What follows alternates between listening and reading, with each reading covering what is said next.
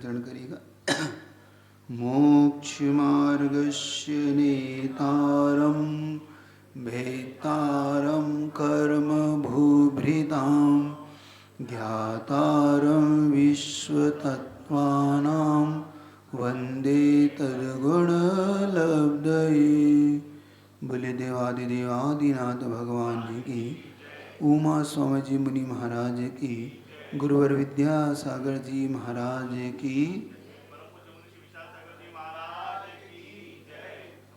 आपकी इस तत्वार सूत्र जिसका मोक्ष शास्त्र नाम है, जिसमें 7 तत्वों का वर्णन लेके चल रहा है, साथ साथ हम अपने जीवन उपयोगी बहुत सी चीज़ों को इससे कनेक्ट करने का पुरुषार्थ भी करेंगे, जिससे हमें यह समझ में आए कि हम किस प्रकार से जीवन जीते हैं। वास्तव में हमारा जीवन कौन चलाता है, हमारे जीवन को कौन ऊपर उठाता है, कौन नीचे गिराता है, ये कौन तय करता है। आखिर कोई ऐसा व्यक्ति है या हम स्वयं हैं, ये सारे प्रश्नों के उत्तर हम इसमें खोजने का एक पुरुषार्थ करेंगे।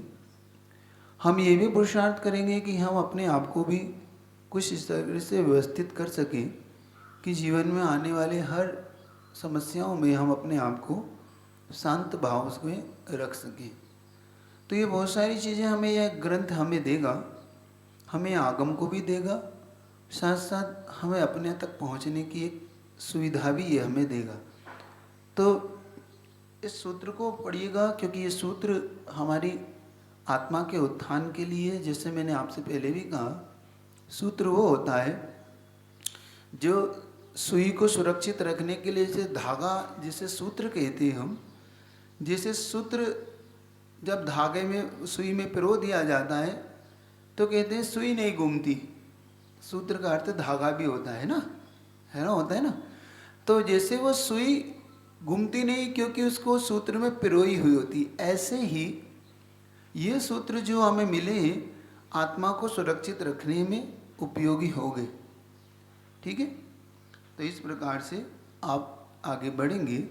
आपको कोई डाउट या कोई प्रश्न हो तो पूछ सकते हैं, शुरुआत उससे आपसे कर लेता हूँ, बाद में आप हाँ माइक दे दें और बहुत निशंक होकर पूछेंगे ताकि क्लास उसी हिसाब से चलेगी। इसमें कोई भी आपको ऐसा नहीं सोचना है कि कोई महाराज जी छोटा है या बड़ा, कोई प्रश्न अपन रख के और आगे बढ़े। नमोस्तु महर्षि। महर्षि एक डाउट है कि ये जो गतियाँ वाला सिस्टम हम लोग सुनते हैं, ये किसने बनाया? मतलब ये सुनते तो है कि अनादि निधन है। क्या चीज़? चारों गतियाँ हैं। हाँ। तो ये किसने बनाया?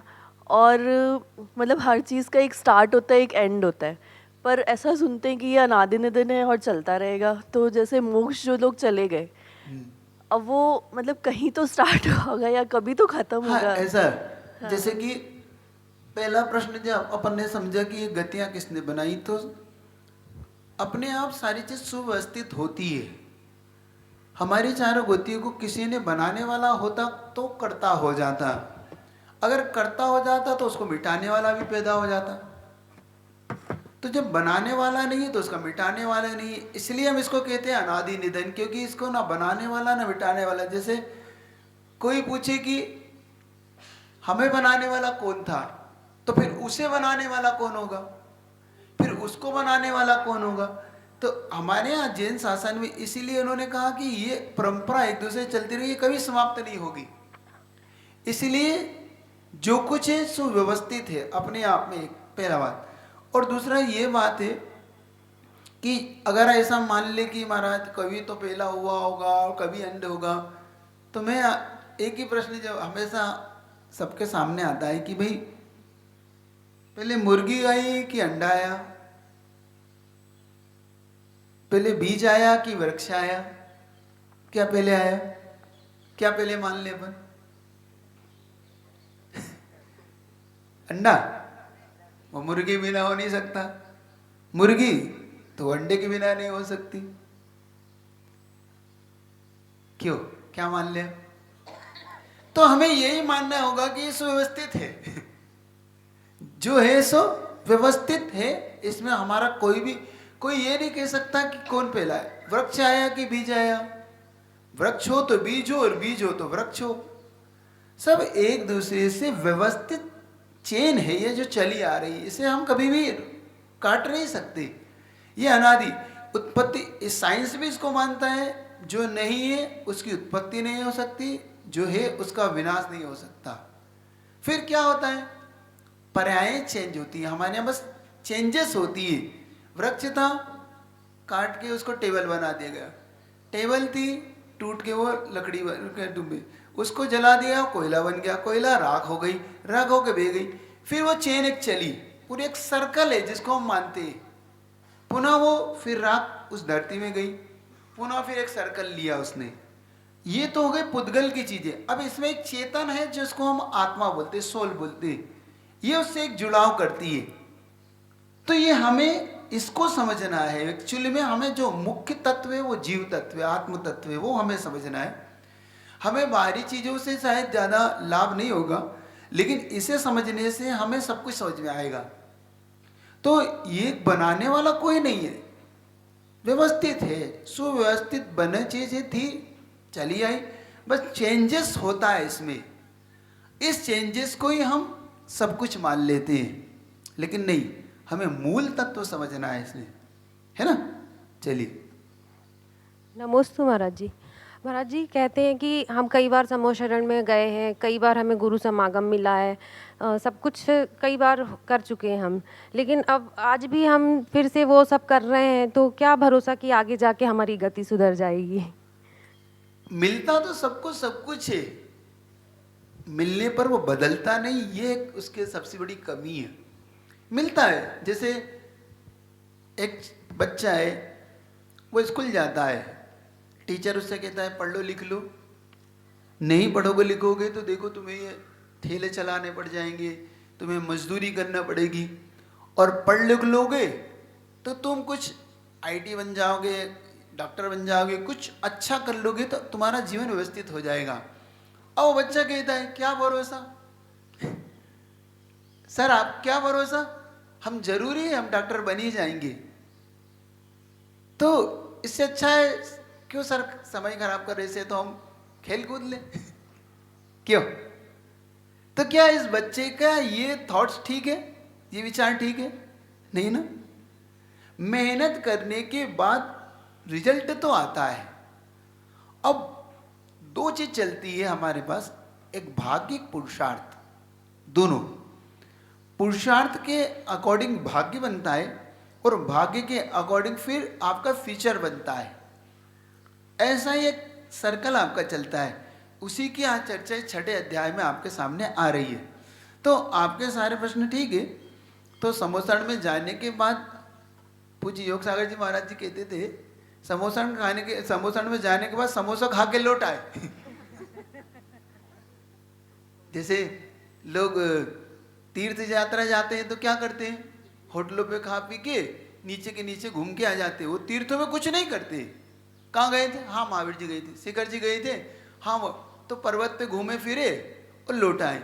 तो इससे तिरंच गति नहीं कटने वाली। हमें समझना होगा कि वहां जाके हमें करना क्या है, समोसण में जाके हम करना क्या है। चलो समोसण की बात हमें दूर रही, आज हमें गुरुओं का समागम मिल गया, क्या हम बदल गए? क्या हमने बदलने के लिए कोई कदम उठाया? नहीं, आज भी हम उसी लाइफ में जी रहे। तो हमें चेंजेस लाना होगा, आपको चेंजेस खुद को करना होगा। मैं से एक निमित्त मात्र हूं आपके लिए। समोसण निमित्त है, भगवान निमित्त है, भगवान करता नहीं है। यही तो सबसे बड़ी खासियत है जैन शासन की, कि हमारे यहाँ कोई करता नहीं है कि कोई हमें बदल दे। हमें बदलना होगा, बट बस वो हमारे लिए निमित्त है। जैसे कि सूर्य हमारे लिए निमित्त उठने में, दिन के प्राप्ति में। अब नहीं उठो तो सूर्य क्या करेगा? पुनः अस्त हो जाएगा, पुनः कल एक रात आएगी, पुनः दिन आएगा, पुनः रात आएगी, दिन आएगी। चेंजेस हमें लाना है, ठीक है। हाँ कुछ, हाँ आप भी गए, हाँ बोलो। तो आपको समझ में आ रहा है ना, बात समझ में आ गई ना, इसे हम खुद चेंज करें। हाँ नमस्ते महाराज जी। महाराज जी विज्ञान भी मानता है कि एनर्जी कोई बना नहीं सकता और कोई मिटा नहीं सकता, सिर्फ वो परिवर्तित हो सकती है एक रूप से। तो क्या आत्मा और एनर्जी एक ही मान ले?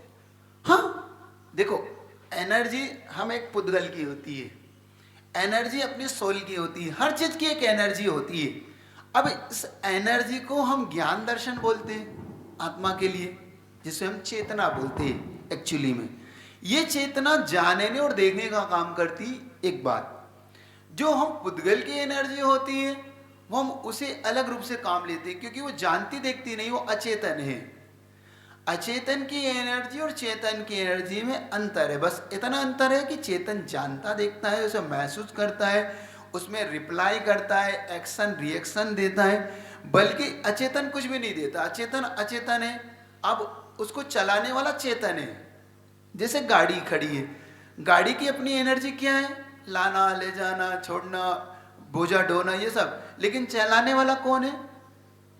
व्यक्ति है। तो व्यक्ति उस गाड़ी को चलाता है, गाड़ी चलती नहीं। लेकिन गाड़ी नहीं हो तो व्यक्ति उस कहीं पहुंच सकता है? ये तो बस यही एक एनर्जी अपनी आत्मा की भी है। वो एनर्जी क्या है? वो एनर्जी ज्ञान और दर्शन रूप में ढली हुई है। उसी एनर्जी को हमने डेवलप करना है, और इतनी डेवलप करना है कि हम भगवान बन सके। ये हमें समझना है। हमारी एनर्जी रुकी हुई है, हमने उस एनर्जी को हमने भी एक तरह से बांध रखा है, तो एनर्जी को हमें विकसित करना। तो इस तरीके से हमें कुछ कुछ समझने का अवसर है। बहुत अच्छे आप प्रश्न करते रहे और समझने का पुरुषार्थ करने। अपने को बहुत इजी क्लास लेना है, अपने को बहुत ज़्यादा लोड नहीं लेना, बहुत इजी क्लास से चलेंगे, सरल तरीके से चलेंगे। तो अब अपनी एनर्जी को किसने बांधा? महाराज हमारी आत्मा की एनर्जी है, उसे कौन रोक रहा है, क्या चीज है वो आप समझने के लिए आपका क्लास शुरू करता हूं। एक्चुअली हमारी आत्मा के साथ कर्म जुड़ता है जो हमारी एनर्जी को रोकता है। जैसे कि सोना है, अब वो सोना एक पाषाण के अंदर है कि नहीं, तो सोने को रिफाइन करने के लिए उसे आप तपाते हैं, उसे आप अलग करते हैं, तो सोना गोल्ड अलग हो जाता है। लेकिन सोना क्या अलग से खदान में पाया जाता है? वो एक पत्थर के अंदर पाया जाता है, पत्थर के अंदर एक में करके रहता है। आप अपनी योग्यता से उसे अलग अलग करते। ऐसे ही संसार में ये जीव और कर्म एक साथ एक में होकर रहता है। जीव सोने की भांति एक रिफाइन किया जाए तो वो अलग हो सकता है जो हमारी प्रक्रिया में, लेकिन जब तक वो उस कर्म के साथ मिक्स होकर रहता है वो पाषाण, स्वर्ण पाषाण की भांति है। अभी हम सब सोना है, हम सब भगवान बनने की योग्यता है, लेकिन हमारे साथ मिक्सअप क्या हो चुका है? कर्म। जब तक ये कर्म मिक्सअप है तब तक हम प्योर गोल्ड नहीं है। तो हमें इस चीज को समझना होगा। इसी बात को लेके ये छठा अध्याय आपके सामने आ रहा है। वो हमसे कैसे मिक्सअप हुआ है, किसने मिक्सअप किया है, क्या मिक्सअप किया है, ये सब समझना है। तो जैसे अभी प्रश्न किया कि महाराज जी अनादि निधन है, तो जैसे मैं पूछता हूँ आपसे, गाय का दूध निकलता है, दूध में से आता है, गाय में से जो भी भैंस है, गाय से दूध आया, उसमें पानी है कि नहीं? किसने मिलाया? नेचुरल है वो, मिलाया नहीं है किसी ने। जीव के साथ कर्म किसने मिलाया? वो नेचुरल है, मिला हुआ है, उसे अलग करना है। जैसे दूध से पानी अलग आप करते हैं तो घी बनता है धीरे धीरे, प्रोसेस से।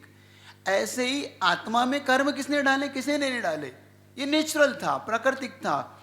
वही हमें चेंजेस लाना है, उसकी ही प्रोसेस से हम गुजर रहे हैं। ठीक है, तो कल आत्मा का जो आना है, कर्म का आना है, उस चीज को हमें समझना है।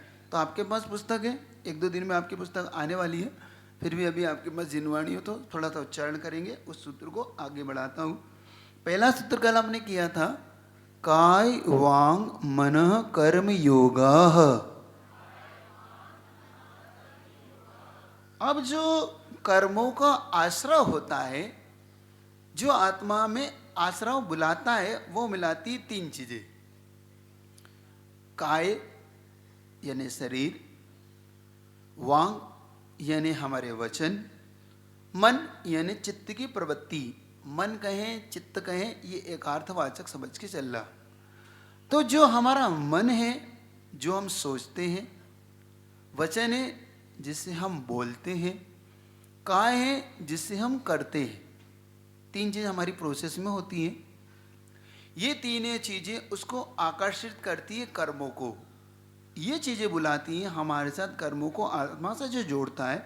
ये 3 चीज़ें हैं जो हमें आत्मा के सोल को, जिसे हम सोल कहें, आत्मा कहें, जीव कहें, अटैच करती है कर्मों को। अगर ये ना किया जाए तो हमें कोई अटैच नहीं करता। इसी को समझना है कि आत्मा के जो प्रदेश होते हैं उनका हलन चलन होना इन तीनों के माध्यम से होता है। जैसे वीणा रखी हुई है, वीणा रखी हुई है तो उसमें कोई स्वर नहीं निकल रहा, लेकिन उसे बजाने वाला जैसे ही हाथ लगाता है तो उसमें स्वर निकलने लगता है। उसको कहते हैं हलन चलन होना। ऐसे ही आत्मा में जो प्रदेश है, उन प्रदेशों में हलन चलन जो होता है योग के माध्यम से, इसको बोलते हैं योग। क्या बोलते हैं इसको? क्योंकि एक शब्द आया योग शब्द, काय का योग, मन का योग और वचन का योग। ये तीन चीजें योग कहलाती हैं। जब ये योग के निमित्त पाकर हमारी आत्मा में हलन चलन होता है तो वहाँ पर कर्मों का आश्रय होता है। इसी शब्द सिद्धांत भाषा में किसे कहते हैं? इसे आश्रय। क्या बोलते हैं इसको? आश्रय शब्द कहते हैं। आपकी भाषा सरल भाषा में कहते हैं आना। कर्मे के आने के द्वार को आश्रय कहते हैं। जैसे कि आप आपके घर में आना जाना करते हैं ना, ऐसे ही आत्मा में जो कर्मों का आना जाना लगा हुआ है, इसी का नाम आश्रय है। तो हाँ,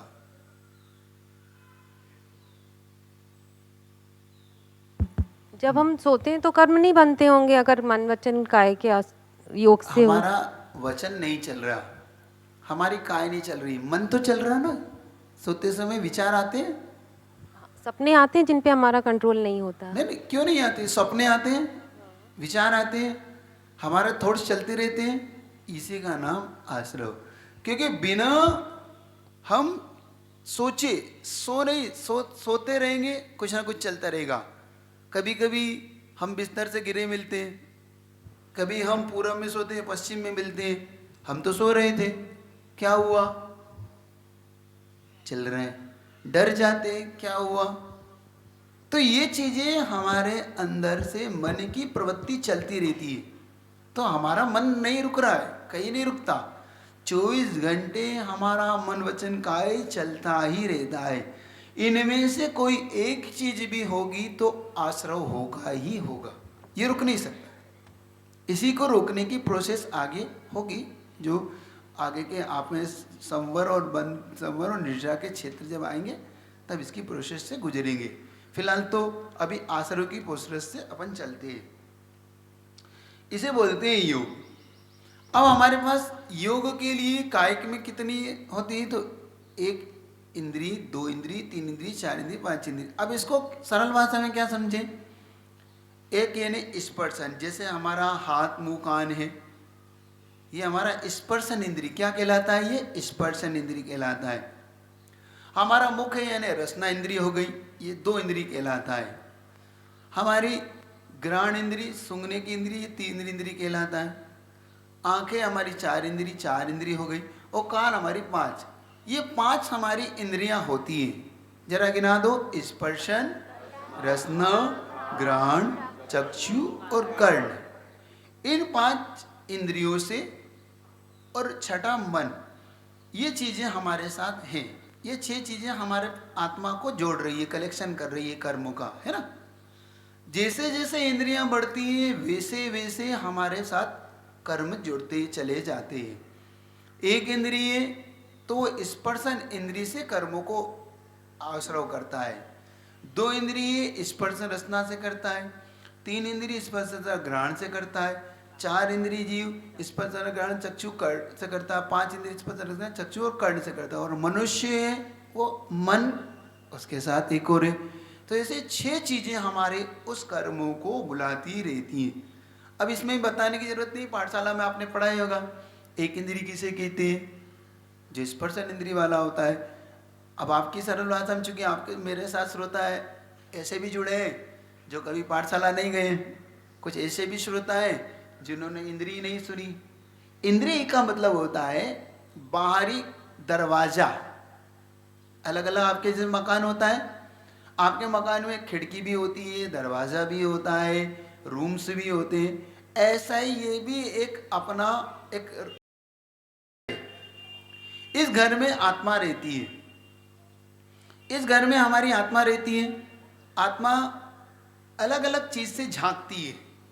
जैसे आप अलग अलग कभी खिड़की से झांकते हैं, कभी आप दरवाजे से देखते हैं, कभी आप किसी चीज से सुनते हैं, है ना, घंटी बेल। तो आप इस तरीके से अपने घर को जैसे आप अलग अलग तरीके से रखते हैं, वैसे ही ये आत्मा इस घर को रखती है।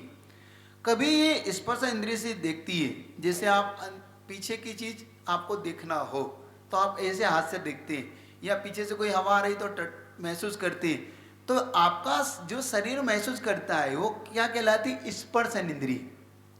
फिर कुछ आप चखते हैं, तो चखते किससे हैं?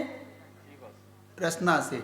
तो आत्मा ने इससे आप जाना। फिर आत्मा ने सूंघा, घ्राण से सूंघा। तो किसने सूंघा है? ये आत्मा ने। लेकिन ये एक फाटक, दरवाजे है ये सब, समझना। आत्मा ने आंख से देखा तो वहां से झांका, कान से सुना, फिर मन से सोचा कि ठीक है, गलत है, ये जो अच्छा है, हित है, अहित है। ये आत्मा इन चीजों से जान रही है, समझ रही है, ठीक है। इसमें काम क्या कर रहा है? विशेष तौर से आत्मा का एक विशेष गुण है ज्ञान। वो ज्ञान गुण है जिससे वो इन चीजों को कलेक्शन करता रहता है। ये बात हमारी ध्यान में रखना कि ये सबसे महत्वपूर्ण चीज है ज्ञान। ज्ञान के बिना उस आत्मा का कोई अस्तित्व नहीं होगा, आपके पास रहेगा। इस ज्ञान गुण से ही वो सब कुछ महसूस कर रहा है। ठंडा है, गर्म है, हल्का है, भारी है, रूखा है, चिकना है, ये सब किस चीज से जान रहा है? वो कौन सा गुण है आत्मा का? ज्ञान गुण है। ये बात याद रखना, इस गुण के बिना कुछ नहीं होगा। तो ये ज्ञान गुण पहले अध्याय को अभी छोड़ के मैं आगे बढ़ गया हूँ, छठे में आया, इसलिए आपको थोड़ा सा ये समझने के लिए कभी इस पर रिटर्न आऊंगा तो आपको धीरे धीरे कलेक्शन दूंगा, ठीक है। अब ये योग हमारी आत्मा ने जान लिया। अब कल एक प्रश्न मेरे से पूछा गया था, वो यहाँ पे बैठे हैं शायद, पूछा था उन्होंने कि महाराज योग और उपयोग आपने बताया था वो समझ में नहीं आया।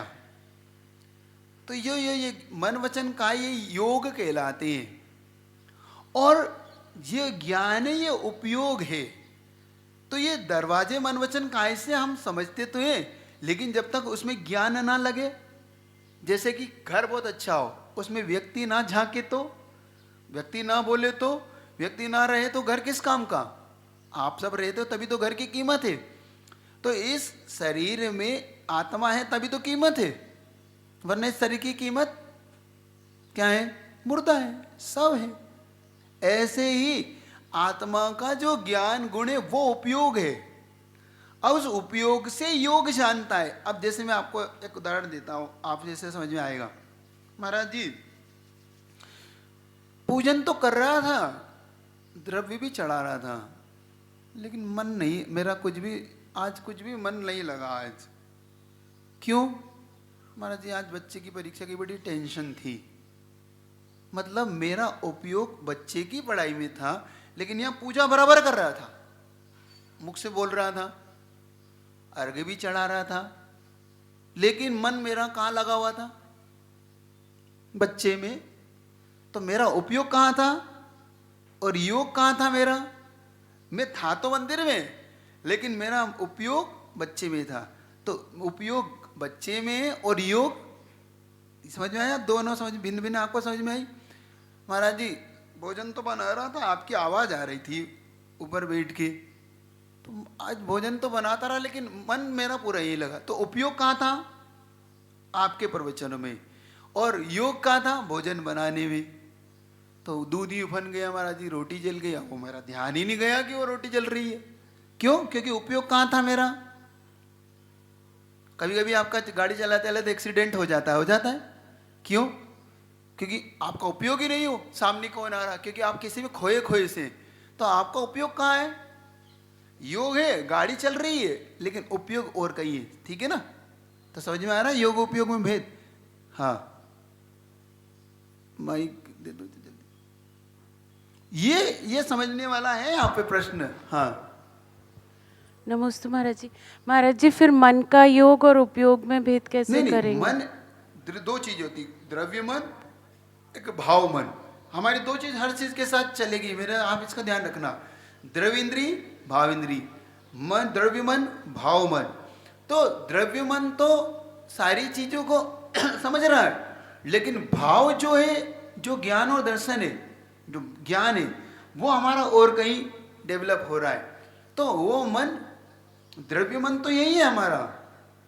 द्रव्य मन में जैसे कि काम कर रहा है, लेकिन बाहरी हमारा ज्ञान उस ओर जा रहा है, ये दोनों में अंतर है। तो द्रव्य मन तो यही है हमारा, भाव मन हमारा और कहीं लग रहा है। तो भाव मन का जो चित्त का कलेक्शन है, वो है मेन चीज। ये चीज हमें योग और उपयोग में लागे। जब हमारा मन भी लग गया तो हाथ से चढ़ाना भी, मुख से बोलना भी और मन से सोचना भी, ये तीनों एक में होने लगे। तब आया कि आज आ गया आनंद महाराज पूजा में, आज मन लगा। मन तो पहले भी था लेकिन कहीं और लग रहा था। आज मन क्यों लगा? आज क्लास क्यों अच्छी लगी? क्योंकि पूरे मनोयोग से सुन रहा था। अभी तक क्यों नहीं लग रहा था? हमारे जी काम का बड़ा टेंशन था। पहले काम बॉस ने दिया था तो काम भी याद आ रहा था, और क्लास में बैठना जरूरी था कि आप थे सामने। नहीं बैठता हूं तो आप कमरे से बुलवा लोगे, और बैठता हूं तो मन नहीं लग रहा। लेकिन आज फ्री था तो मन लगा। ठीक है, समझ में आया? तो ये हमारे साथ घटित होता है। नमस्ते महाराज जी। उपयोग दो प्रकार का कहा, दर्शन उपयोग, ज्ञान उपयोग। परंतु उपयोग एक बार में एक ही चीज में लगता महाराज जी, फिर ये मन की प्रवृत्ति, काय की प्रवृत्ति और वचन की प्रवृत्ति में अलग अलग जाके फिर आके, जैसे आपने अभी कहा। हाँ, देखो मैंने कहा ना, जैसे मैंने एक उदाहरण दिया था, इसीलिए मैंने आपकी भूमिका जो बनाई थी वो इसीलिए बनाई थी। जैसे करंट है, करंट है तो करंट तो आत्मा हो गई, और ये लट्टू है ये शरीर हो गया। समझने की दृष्टि से अभी उदाहरण एक देश होता है, इसको समझना। तो मान लो 3 लट्टू हैं आपके, हरा, पीला और नीला, 3 लट्टू हैं। अब उनमें से जो करंट बहता है, तो आपने कभी देखा होगा वो जलता है, जलता है, बुझता है, जलता है, बुझता है, जलता है, बुझता है, जलता है, बुझता है। लेकिन आपको पता है करंट एक समय में एक ही जगह होता है, तीनों में नहीं होता वो करंट। लेकिन इतना फास्ट होता है कि वो हमें लगता है कि हरा हो गया, नीला हो गया, पीला हो गया, हरा हो गया, नीला, पीला। कभी देखना आप बुझ, लेकिन वो तीनों एक साथ नहीं जलते। जलता उनमें से कोई एक बल्ब है, बड़ी गौर से देखना। लगता है ऐसे तीनों जल रहे हैं, अरे ये तो नीला हो गया, फिर पीला हो गया, ये तो हरा हो गया। नहीं, तीनों नहीं जलते, वो तीनों में से कोई एक बल्ब जलता है। लेकिन करंट इतनी फास्ट उसमें से रन करता है, जिसमें डिवाइस जो भी लगी होती है। ऐसे ही उपयोग हमारा एक जगह लगता है, मन से वचन, 3 हमारे 3 बल्ब हैं, मन, वचन और काय। अब आत्मा का करंट तीनों में बह रहा है, लेकिन उनमें से कभी मन लगता है, कभी वचन लगता है, कभी काय लगता है। समझ में आ गई? ऐसे हमारा चीज अपने प्रोसेस में ये होता है, लेकिन फास्ट इतना है। इसके लिए उदाहरण आचार्यों ने दिया है, मैंने तो लाइट का दे दिया क्योंकि मैं आपके साथ जी रहा हूं। आचार्यों ने इसका उदाहरण दिया कौवे का। कौवे की 2 आंख नहीं होती, कौवे की 1 आंख होती है, पता है आपको? लेकिन उसकी गुल्लक 2 होती है। गुल्लक मतलब 2 नेत्र की जो वो होते हैं, वो 2 होती है। वो इतनी फास्ट रन करते हैं, उसकी आंख इतनी जल्दी घूमती है कि हमें लगता है इसकी दोनों आंखें, समझ रहे हो? लेकिन वो एक ही होती है, वो एक से ही देखता है वो दोनों तरफ। अब ये पहली चीज है जो आपको नहीं बता पड़ रही होगी, तो आपका कलेक्शन करना। कभी कभी की 2 आंख नहीं होती कौवे की, कौवे की ये 2 नेत्रों के 2 ये तो होते हैं छेद, लेकिन उसमें जो देखने की होती है ना, वो एक ही होती है। वो रन इतनी फास्ट करता है कि वो हमें लगता है ये दोनों है। कभी इतनी जल्दी ऐसे ऐसे देखेगा, कभी कभी देख रहा। आप कभी को कभी इसकी परीक्षा करना हो तो कभी इस तरफ फेंकना, कभी इस तरफ फेंकना, तो फटफट ऐसे आंखों को घुमाएगा। वो कभी स्थिर होकर नहीं देखता, जैसे हम स्थिर होकर देख लेते ना कि इधर क्या हो रहा है, इधर हो, वो ऐसे करेगा, वो ऐसा करेगा। क्यों? क्योंकि उसको घुमाना पड़ता है अपनी नेत्रों को। समझ में आ गई? अब बात समझ में आ गई? अब तो आ गई। तो ये बल्ब वाला उदाहरण याद रखना, सब गुरुजी के दिए हुए हैं। तो ऐसे ही ये कलेक्शन हमारे साथ होता है, ऐसे ही मन वचन काया योग की प्रवृत्ति होती है। इसका नाम आश्रव है। ठीक है, ओके, आगे बढ़ो। तो पहला सूत्र क्या हुआ? काय वांग मन कर्म योग। काय से, मन से, वचन से काय योग है। अब इन तीनों को योग कहते हैं। ये क्या है? स आश्रव। जोर से बोलो, यही आश्रव है, मतलब योग ही आश्रव है। जो मन वचन काय कहा ना, इसको क्या कहते हैं? आश्रव। इसको मतलब आत्मा में कर्मों का आना, यही आश्रव है। आश्रव और कोई चीज नहीं है। मन वचन काय से तीन अलग, इसको आश्रव तत्व कहते हैं। वह आश्रव आपको बता दिया था कल, एक आश्रव का उदाहरण मैंने दे चुका हूं, उसको आप याद रखेंगे। नाव वाला याद रहेगा।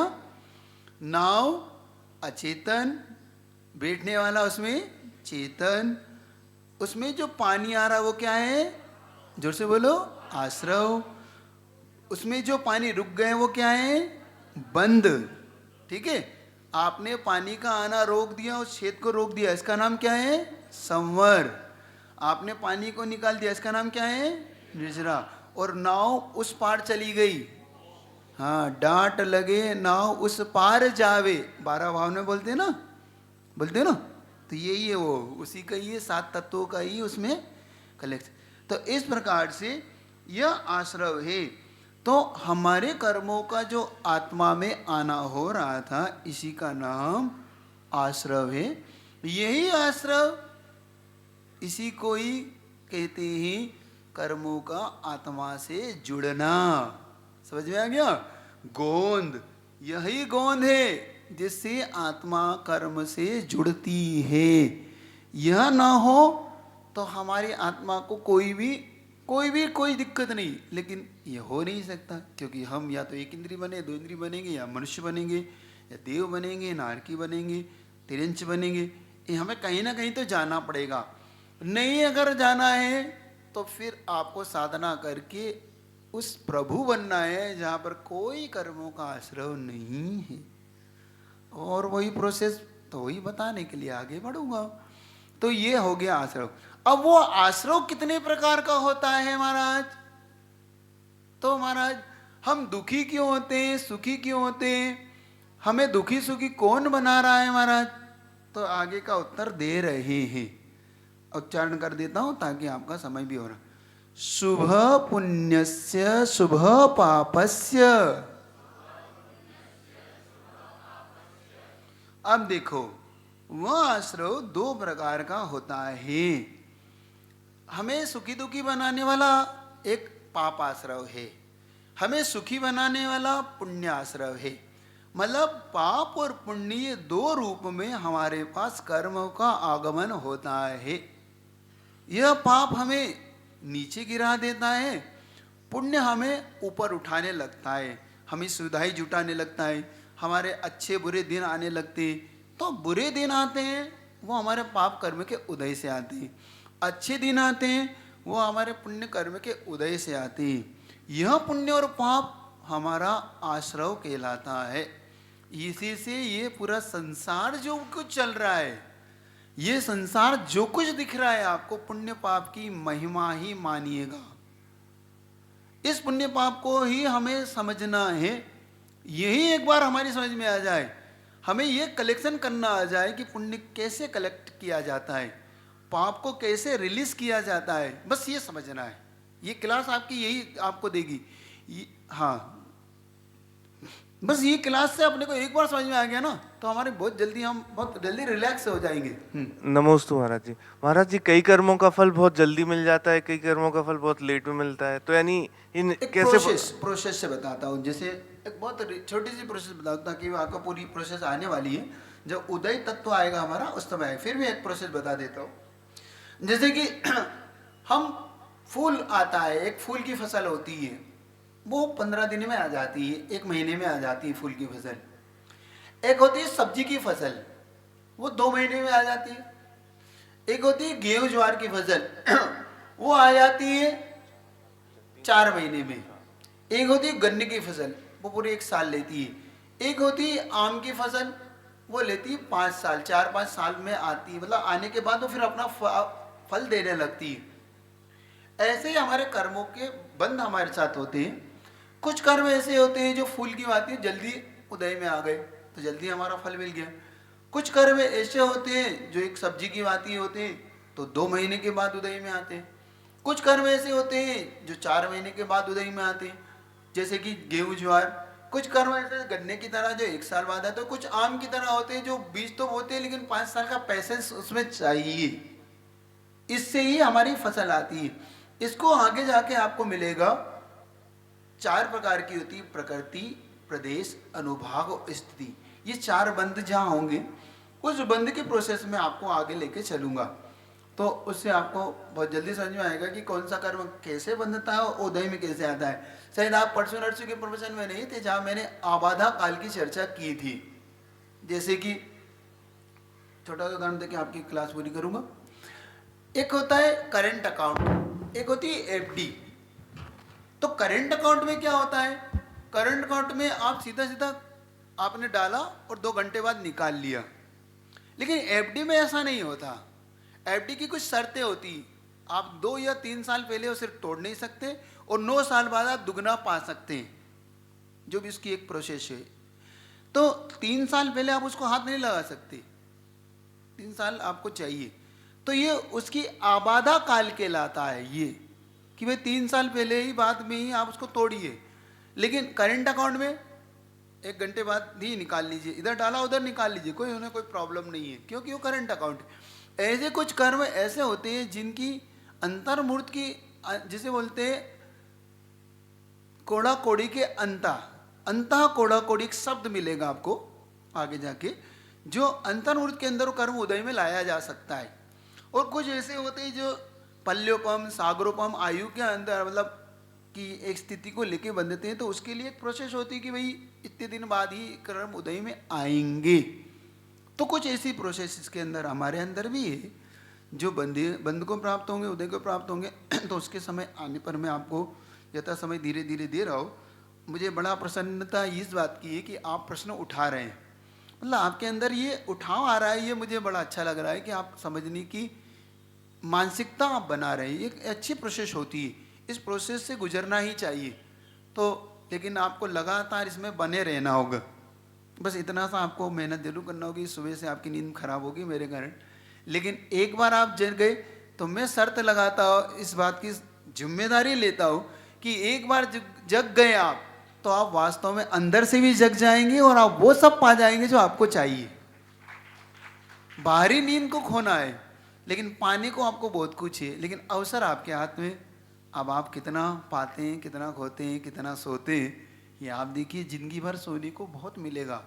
हमारे जाए बाद 2-4 महीने हम हैं, कोई आपके पास है, वो भी है कि नहीं मुझे नहीं पता। कल ही मुझे अगर आदेश आता है कि आप थोड़ा उस तरफ बढ़िए आइए तो मैं कल ही निकल जाऊंगा, ये भी मैं आपसे वादा नहीं करता। लेकिन अगर आपके पुण्य में हूँ तो रुका हुआ हूँ। तो जब तक यहाँ पे संग रुका है आप लाभ लीजिए, ये आपके लिए देने के लिए आया है ना, तो आप पुरुषार्थ करिए। ठीक है, इतना ही रखता हूँ। चलिए हाँ, जल्दी जल्दी कर लो, फिर पूरे 8 बज रहे आपकी, फिर अभिषेक शांति आ रहा है। नमोस्तु महाराज जी, ये प्रश्न पूछ लेता हूँ, कल इसका आंसर ले लेंगे।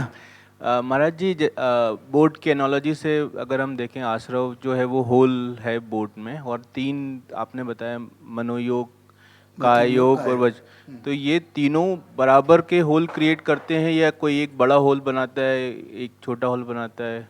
नहीं, तीनों बराबर, लेकिन उसमें प्रोसेस आगे जाके बताऊंगा कि मन से कैसे बंधता है, वचन से वो कैसे बंधता है और काय से कैसे बंधता है। वो तीनों डिपेंड करेगा उपयोग पे। एक्चुअली में उसमें उपयोग करंट का डिपेंड है।